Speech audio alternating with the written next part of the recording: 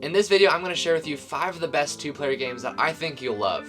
Because while you're stuck in quarantine with just one other person, these 2-player games become even more important. So make sure you stick to the end because these might become some of your new favorite games. And I'm so excited to share them with you guys.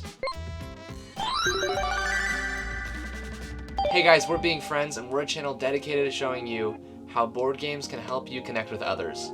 And especially during this time of worldwide crisis, we really need to be together and connect. But not two but together because that's against the rules. So, good luck. But seriously, we believe that games are such a great way to really be with those who you're with. And in this case, just one other person. Just to let you know, the links to all these games are in the description below, so if you are interested in any of them, go check them out. So let's get to the list. The first game I want to share with you guys is Hive Pocket. Hive is a really simple abstract game, but it offers a surprising amount of depth. In Hive, each player controls a bunch of bugs, and their goal is to surround your opponent's queen bee. Just a bag of bugs. Let's look inside. It's a grasshopper, and he wants to be your friend. That's a spider. Scary. Another spider. Oh no. Don't get stung. It's a bee. This is a beetle. Chunky. What else is in this bag? Oh, ladybug. Each of these bugs moves in a completely different way, making them each feel really different. And because of the way each bug moves, and you get to choose which bugs you use each game, the game has so much replayability and it's always gonna be fresh. This game is quick and simple, and every single time I play it, it feels so different that I don't think I'll ever get bored of it. It's similar to chess, except instead of having a board and pieces, the board is the pieces, and they each move around each other and it changes all throughout the game, so it becomes a really interesting game of control and momentum. Because you can play it pretty much anywhere, and it's so easy to start playing, Hive Pocket is a perfect 2-player game. So if you love bugs or abstract strategy games, I think that you would love Hive Pocket and should try it out. The next game on the list is a 2-player version of another great game. It is King Domino Duel. King Domino is a game where you are using dominoes to build your kingdom. And it's really simple, really fun, but we're here to talk about King Domino Duel. This is King Domino, except it's 2 players only and a roll and write game. And I actually think it comes together really well, and I might like it more than the original. Whoa, whoa, whoa. Really? Yeah. Tell me why. Because instead of using dominoes to build your kingdom, you're actually drafting dice that'll tell you what territories you can draw on your map. Every round you roll 4 dice, and player 1 chooses one of the dice, and then player 2 gets to choose 2 of the dice, leaving 1 more dice for player 1. To me, that order of operations makes choosing these dice feel really interesting and exciting every time. And you have to think about what you want as well as what your opponent wants. And to me, it's a really interesting decision every single time. Some of the dice will get you more points than others, and some of them will help you fill out your spell book so you could do special, powerful abilities. While most roll and writes are 1 to a million players, this one is only 2 players, which means they were able to design things into it that feel a lot more tight. It feels a lot more like a direct competition compared to other roll and write games where it's essentially do as good as you can and then see how other people did as well. This one feels like a duel. This one feels a lot more interactive because you choose 2 dice and the opponent gets the other 2 dice, so whatever you choose really matters. To me, it stands out as a really interesting roll and write game as well as just a 2-player game as a whole. And to me, it's always really fun to see how good I can do. If you are somebody who loves King Domino or loves roll and write games, I absolutely think you should try this out. This next game I've played over 200 times and it is still incredibly fun. That game is Keyforge. In Keyforge, each player is racing to forge 3 keys. Players are playing cards that give them powerful creatures and artifacts that they will use in order to both forge their keys faster than the opponent, but also stop them from whatever they're doing. So Keyforge always feels like a really tight race where anything can happen. Keyforge is so interesting because instead of collecting cards from random booster packs and building a deck from that, you actually buy this game 1 deck at a time, and each deck is pre-made for you, randomly generated by a computer, and you can't change it in any way. So there's no deck building, no customization. It's just a good game. Deck building is a lot of fun, but for me, because I don't have to worry about the deck building and the process of organizing cards and all that stuff that you do before you play, I could just focus on playing the game. And to me, that's really special. As well as because every deck is randomly generated, each deck is actually completely unique and there's no other one like it in the world. So every deck that you buy is completely your own. And That is so fun. I love every time I buy a deck, and I love that moment where I open a new deck and I get to look through it for the first time. I see these interactions and these card combos that I'm excited to try. It always gets me so pumped to play, as well as these unique decks make the game feel unique and fresh every time I play. I am so excited because every 6 months they release a set of brand new cards and brand new decks, and so I'm just so excited for the rest of for as long as it goes, to be able to buy a new deck when a new set comes out and just like have that same feeling again, that sense of discovery that this game brings. With just a handful of decks, there becomes an unlimited amount of replayability because my deck is different every time I play it, and I can learn more about how it plays best and how it works and what doesn't work, as well as my deck versus the opponent's deck, which is the same way. It's always different. It's so much fun to me to just sit down, grab a deck, your opponent grabs a deck, and you just play. And then after you play, you just go, let's play again, but this time I want to use this deck. And to me, that is so fresh and so interesting. There are a handful of these collectible games that I absolutely love. And while Keyforge isn't necessarily my favorite, it is the one that I recommend the highest, just because you and a friend just have to each buy a deck and you can start playing. So I hope you try it out. All right. Now I want to share with you guys what some of our Instagram followers said were their favorite 2-player games. Let's see what they have to say. Hey guys, I am here to talk to you about what our Instagram followers had to say when we asked them what their favorite 2-player games were and what they've been playing during this quarantine. So yeah, let's get into it. I just wanted to thank our Instagram community for engaging and for sharing your favorite games with us. It's been so fun every single time doing this Instagram segment with you guys. If you ever want to join the conversation, there's a link in the description down below to our page, and we've got lots of fun content. Totally check it out. Board Game Review UK said that he's been playing Duelosaur Island with his wife. I haven't played Duelosaur Island. Apparently it's a 2-player version of Dinosaur Island, which I also haven't played, but both sound really interesting, really cool. So, Bountiful Gamer said he's been playing plenty of Seven Wonders Duel, Fox in the Forest, and Wingspan. The first 2 of those games I love. I haven't gotten a chance to play Wingspan though. Drop a comment below if you love Wingspan. It's a super popular game. Let me know if I should play it or not. Mimsy says she loves Patchwork Japur and recently found out that Sagrada is great 2 players. All of those are great. I actually haven't tried Sagrada yet 2 players, but that makes me really interested. Bestest Games said Azul, and I've got to say, fantastic choice. Great game right there. We're probably gonna be making a video about Azul pretty soon, so make sure you subscribe, ring the bell, so you don't miss any future content about some great, fantastic games. Board Game Vibe says Targi is a favorite, as well as this is the best one. He's so far, this is the best one. He says that he dug out Netrunner recently.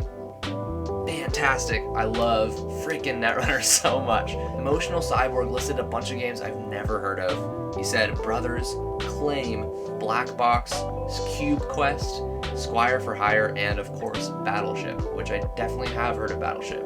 And it's a classic, I'll say it. Phantom Menos, or Phantominos, says Fox in the Forest Duet and Robin of Locksley.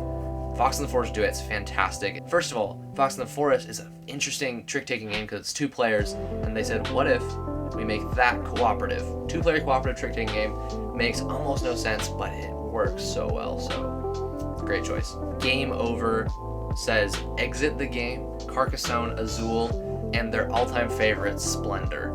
Those are all classics, absolutely fantastic. Play with J&J told us that they've been playing a bunch of Bang Duel, which I actually haven't even heard of. I've played Bang and I've played the Samurai Sword version, but I didn't know there was a 2-player version, so thanks for letting us know about that. That's awesome. Board Gamer 75 also mentioned Android Netrunner. I just gotta say, you're the best. You are so cool. Last but not least, I'm gonna butcher the pronunciation, but Vincesna Makari says both Civilization New Dawn and Twilight Struggle are their favorite 2-player games.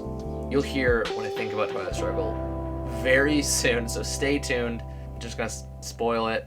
Twilight Struggle's on the list, so I'm so excited to share it with you guys. Let's get back to the list right now. If any of these games so far excite you like they do for me, make sure you drop a like down below. Our next game is Twilight Struggle. This game is different from all the other games on the list so far because it is a lot longer and a lot more complicated, but I have to talk about it because it is one of the best two-player games I've ever played. I joked about this game in our last two-player games video, but in all seriousness, it is like seriously so good. And when it comes to the best two-player games, I can't forget to mention this one.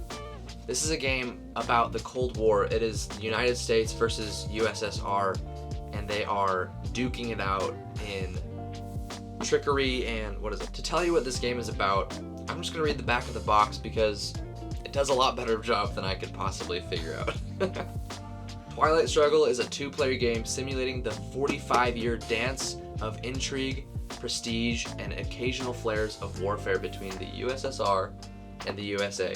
That's pretty much all. Each player is fighting for control of various places around the world and trying to best their opponent in this game of mind games and strategy. Similar to how the actual Cold War played out, Twilight Struggle is a war game that doesn't really focus on military or fighting. It's a lot more about control and influence. Also, in Twilight Struggle, there is an impending threat of nuclear war, as well as you're both just trying to get to space faster. All of these things come together and it feels so much like it's actually the Cold War. I really hope that at some point in your life you get to play this game because it is incredible and it is spectacular. This game is so cool because if anyone is a history buff, it actually explains in-depth history behind every single card in the deck. And there's a lot of cards, so just know that if you are the least bit interested in Cold War history, or are just a huge fan of great strategy games,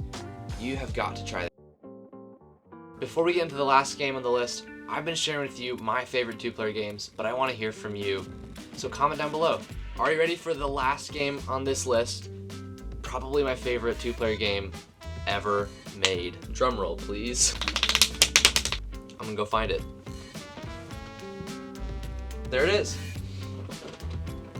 It's Seven Wonders frickin' Duel.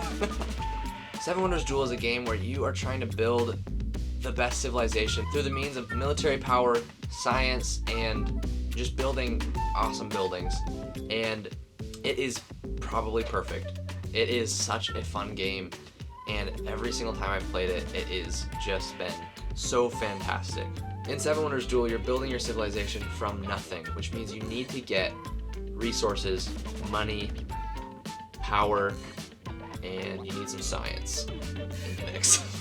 Every single turn feels like you are progressing and becoming more rich or have more resources, and because every turn feels like it's contributing towards the greater good of your civilization, every turn feels important. On top of that, everything your opponent is doing while you're building your civilization directly affects you, and you have to make sure that you're paying attention. If your opponent starts gaining a strong military, it is essential that you buff your defenses. And if your opponent has tons of resources and you need to buy some, it's going to cost you a lot.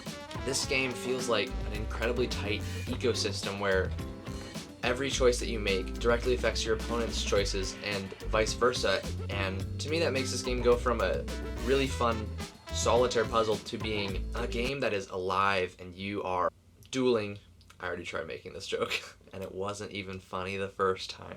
There are so many things that from the start of the game make this feel different every single time. From the start of the game, each player chooses 4 different wonders that they can build over the course of the game, and they all have very different and unique abilities that change the way the entire game is played. If you have multiple wonders that give you military power, then all of a sudden you actually have the edge in military because at any time in the game you can build it and get a bonus.